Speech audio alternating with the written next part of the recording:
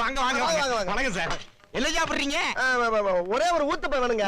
ஒரு நிமிஷங்க, முடிச்ச கேட்டு போங்க. சொல்லுங்க. என்ன பண்றீங்க? ஒரு செம்பு தண்ணி எடுத்துக்கங்க.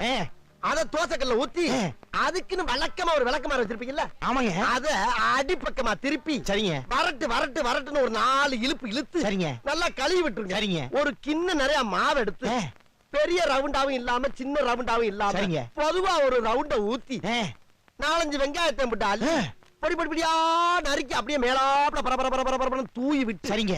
ஒரு நீளமான கேரட் எடுத்து அதையும் பொடி பொடியா நறுக்கி சரிங்க. அப்படியே மேலாப்ல பரபர தூவி விட்டு சரிங்க.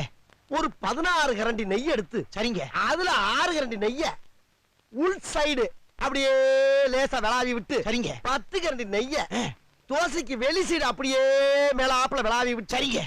இட்லி பொடி இருக்கு பாத்தீங்களா, அத அப்படியே அள்ளி மலை சாரல் மாதிரி அதை மேலாப்ல பரபர அப்படியே பேய விட்டு சரிங்க. பொத்துனாப்ல அப்படி ஒரு பரட்டு இப்படி ஒரு பரட்டு அப்படி பரட்டி விட்டு அப்படியே ரெட்டி கலர்ல முருக விட்டு அழகா மடிச்சு கம கம கமன்னு ஒரு ஊத்தப்பத்தை எடுத்துட்டு வாங்க. சரிங்க. அண்ணனுக்கு ஒரு ஊத்தப்பம்.